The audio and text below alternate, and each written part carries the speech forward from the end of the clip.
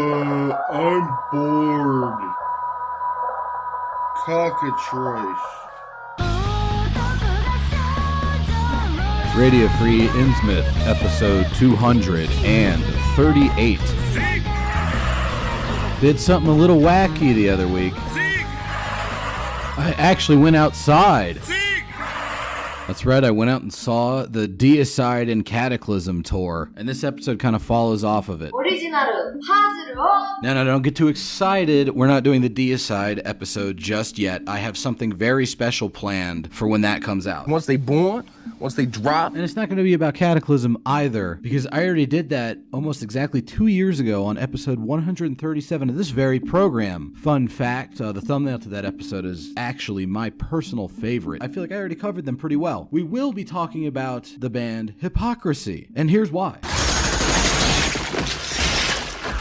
Would you like to know more? So if you're unaware, the current Deicide Cataclysm tour is predicated upon the fact that it is a anniversary tour of sorts. It's the 30th anniversary of Deicide's Legion album, so they're playing that whole thing in entirety. And it is the 20th anniversary of Cataclysm's Serenity and Fire, so they're playing all of that. 제가 V앱을 너무 안 한다고. Ugh, do you have to be a spoil sport? This guest is terrible. Look, I know it's not actually the 20th anniversary of Serenity and Fire, but Cataclysm just recently did an anniversary tour for the album that came up before that one, Shadows and Dust, and everybody's touring schedules and collective memory of various occurrences all got scrambled when everybody was worried about catching the T-virus 2 years ago. So we're just going to pretend that this actually is the 20th anniversary of Serenity and Fire, because that's the album they're playing live. You don't want to make Maurizio sad, do you? And as they were playing this album live in its entirety, they got up to the song...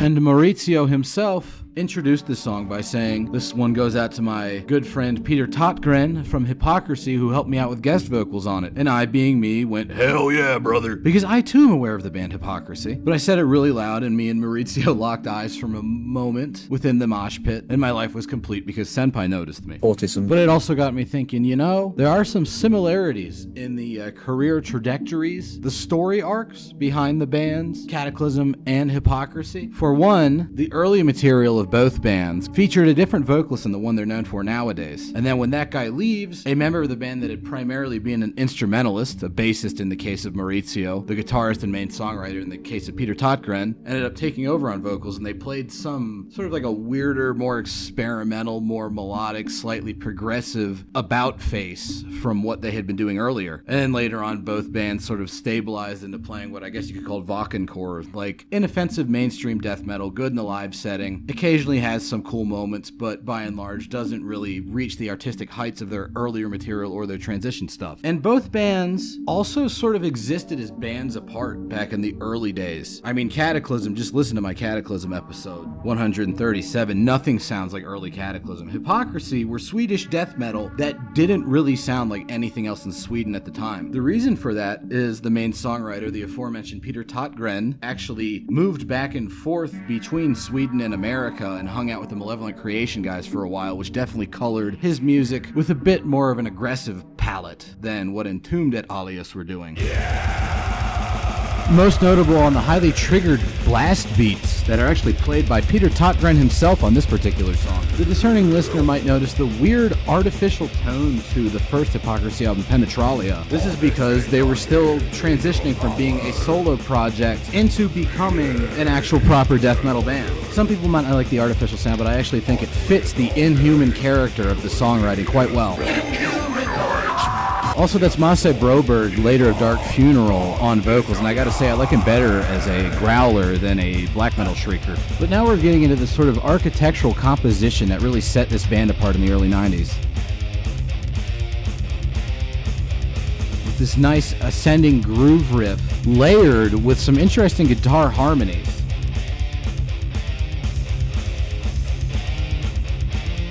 Obviously, it's not a super hard riff to play, but it does a whole lot for lending this music a sense of grandeur that kind of made them stick out amongst early death metal bands. They're a Swedish band that sounds more like an American band, and yet they still maintain that same sort of like grandiosity and architectural scope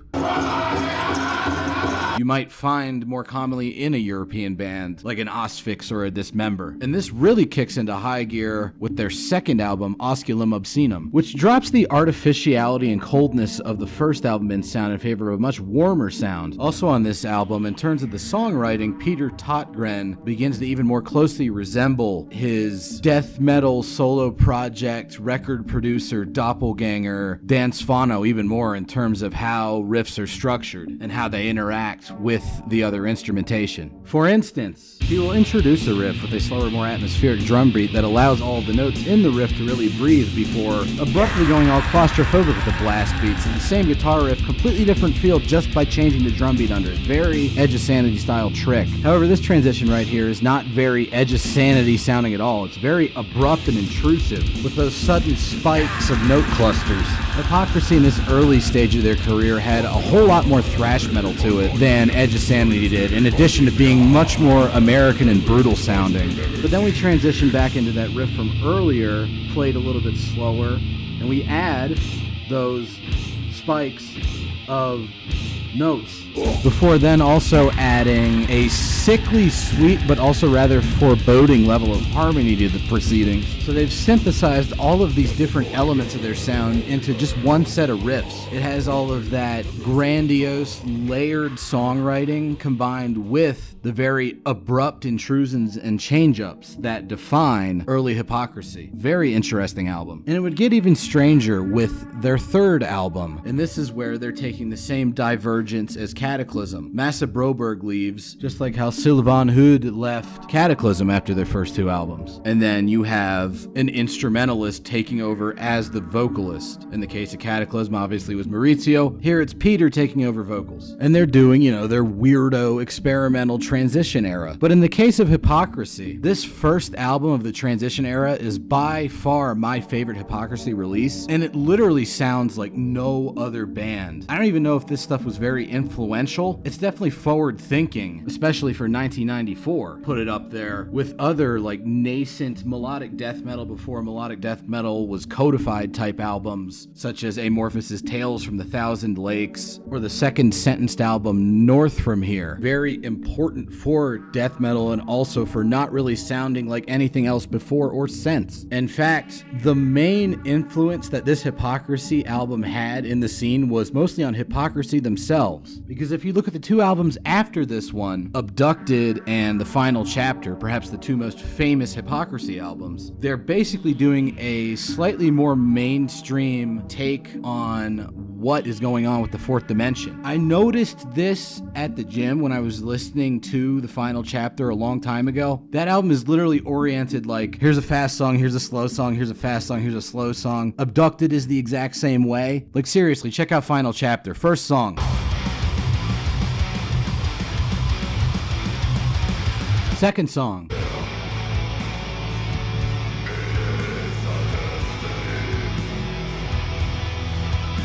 Third song. Fourth song.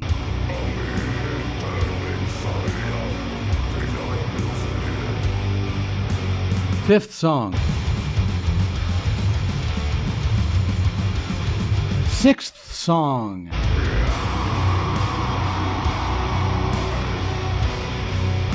Seriously, the whole album is structured like that. I got that. And there's no way that happened as an accident, because Abducted is also structured like that, and Fourth Dimension was the first album to be structured like that. I have a theory about this. So right around when Fourth Dimension came out is when Peter Totgren was also really starting to take off as a record producer, and I think he structured these albums not only as a way to experiment with different sounds, but also as an advertisement, like, hey look, I can produce all different kinds of music. We got really fast, brutal death metal stuff, we got like slow, gothic gothic doom death kind of stuff. It's very good advertising, but it also makes for two very interesting, slightly more mainstream albums, that being Abducted and The Final Chapter, and then a real opus magnus, tour de force, all sorts of weird foreign words type masterpiece for Fourth Dimension when it comes to compositional dynamics. There's also more obvious influences of Fourth Dimension outside of just tracklist structure. For instance, you might know the famous Hypocrisy song Fractured Millennium off of their self-titled album. It heavily features a system of sonic layering. Starts out with a slow and very simple keyboard figure, to which is then added another more polyphonic layer of synthesized choirs before eventually bleeding into the addition of the rhythm section with just bass and drums before the guitars finally kick in. And then the vocals. Everything gets introduced very gradually, and it makes for a very epic style of songwriting. But this is also honestly just a much more simplified version of the songwriting on the very first track on the Fourth Dimension, Apocalypse. It starts out in a similar fashion with that very minimalist keyboard line bringing the basic skeleton of the melody in.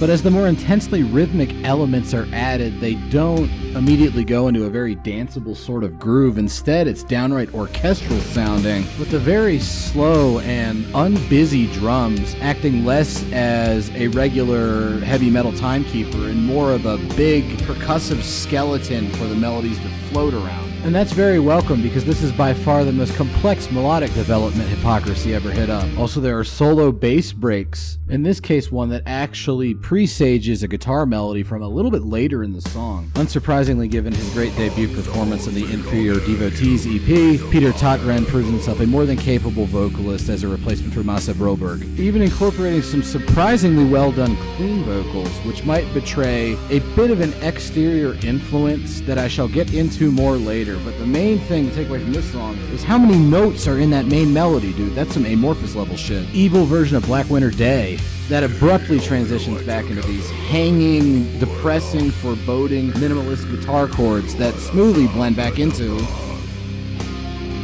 that keyboard melody from earlier. This is a really well orchestrated, sort of very early, almost symphonic death metal song. And if there was any realm of death metal that wore some semblance of an influence of the Fourth Dimension on their sleeves, it probably would be the more symphonic stuff. But even then, none of that really sounds like this album, with the possible exemption of Godgory, who I covered about 2.5 years ago on episode 102, as well as one other band that we will get to later. My absolute favorite song on this album is another one of the very slow ones, this one entitled Reincarnation, that begins very similar to Apocalypse, with a minimalist intro that unfolds into a very long lead guitar phrase, even longer than Apocalypse's. Again, very much sort of a dark counterpoint to Amorphous. Absolutely a tremendous song, as well as being the subject of one of the only notable cover versions I've heard of a song off of Fourth Dimension by a band that themselves were clearly influenced by this album. That being the highly underrated act Depressy from Slovakia, who play kind of a weird early Septic Flesh sounding symphonic death metal, and covered this on their Grand Magnificence EP. Leave it to the Slavs to understand where Totgren was coming from with this depressing ass album. Как три, ты говорил, полчаса выстоишь без проблем. Ой, я схмелел трохи. Getting back to the original Hypocrisy version, we have this awesome counterpoint riff to the initial melody during the pre-chorus, which unfolds into greater complexity during the chorus proper. But it is during the riff immediately following the chorus where we can actually get into what I thought maybe the hidden influence on Hypocrisy's direction on this album might have been. This section right here, does this remind you of anything? 아니 원스 여러분들이 That's right, it's Fellow Sweets Candlemass utilizing very similar, slowly picked guitar arpeggio riffs way back in the 80s. My working theory is that Candlemass was a pretty big influence on Hypocrisy's The Fourth Dimension. I mean, even a lot of the guitar lead melodies on Fourth Dimension sound like a Messiah Marcolin vocal line transposed onto an instrument. And Hypocrisy's Fourth Dimension album bleeds the same sort of depression that was so easily emanated by their fellow Swedes. I mean, is this not totally a death metal Candlemass riff? Years before Hooded Menace? Also gotta give a special shout out to the guitar solos. which are highly expressive and not really fast shredding at all. What they are is another really intriguing melodic layer bouncing off of the super catchy melodic riffs on the album. As I intimated earlier, this album and the two after it are all about slow song, fast song, slow song, fast song. The fast songs in this album are amazing too. Some of them often start out sounding like one of the slower songs with those hanging depressive chords before immediately kicking into total frenetic death thrash madness, much in the vein of their first two albums, albeit with a higher degree of darkly melodic coloring. They'll also bring back those hanging chords, but keep the death metal polka beat under it, before again immediately breaking off into some very fast thrash metal. Like so. Very nasty stuff, but the other fast songs on the album, they go a little different, like...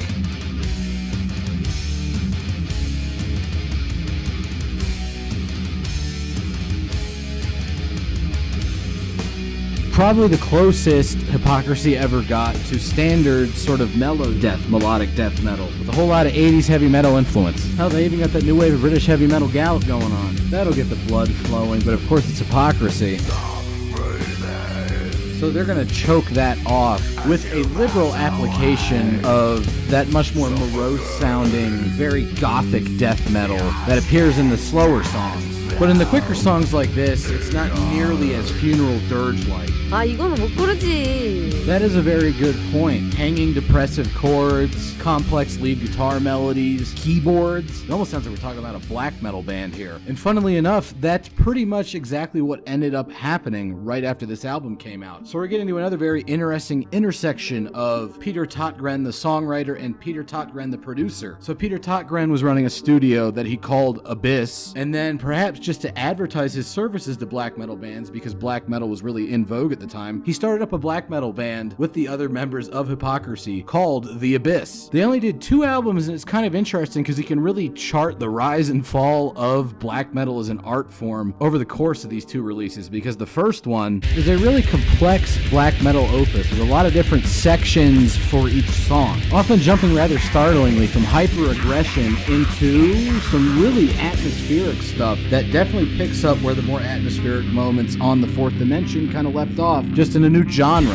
Whole lot of layered melodies, and that same sort of classic Hypocrisy composition wherein they will play the same essential riff melody with a ton of different rhythmic variations to it to keep things interesting. However, the second Abyss album came out during the peak of Norsecore. You know, that weird little stepchild of black metal's ongoing transition into becoming more mainstream, where you have the grindcore death metal drumming and the very simplistic tremolo melodies, and it is in fact a Norsecore album. Oh no. Albeit one of the better ones. In fact, along with Marduk's Heaven Shall Burn When We Are Gathered and the first Throne of Ahaz album, I'd say it's pretty much at the peak of that genre. And that is due to its higher degree of rhythmic variation than would be standard for albums of this type, mostly because of their utilization of a musical technique I like to call the Soul Reaper stop. So if you don't know the band Dissection, What's wrong with you? they're kind of like the great granddaddies of everything that is melodic black metal, along with Rotting Christ. But they had this song called Soul Reaper, and it featured this riff transition technique where only the guitars would be playing one tremolo picked melody, and then all the other instruments would come in on one note, like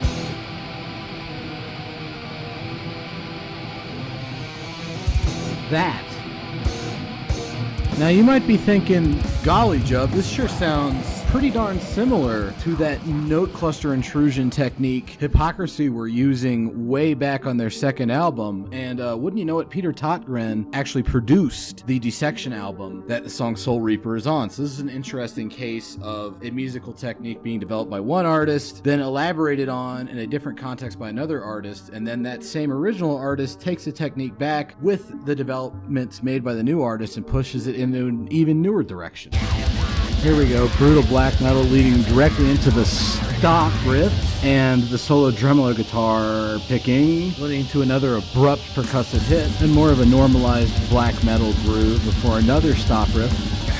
I mean, obviously, it's not exactly the high art of the fourth dimension, and honestly, I prefer the first Abyss album, but it's not bad for what it is. And with that, we have reached the end of the myriad thoughts that I had about the band Hypocrisy when I was driving home from the Cataclysm concert. Hopefully, you learned something new, and if you haven't listened to Hypocrisy yet, What's wrong with you? like, come on, man, that's foundational death metal. But anyways, thanks for listening, thanks for watching, I'll see you next time, bye-bye. Really cool. The design is in the headstock as well, which I don't believe they've done before. Yeah, they've never done a graphic up on the headstock, so this is a first.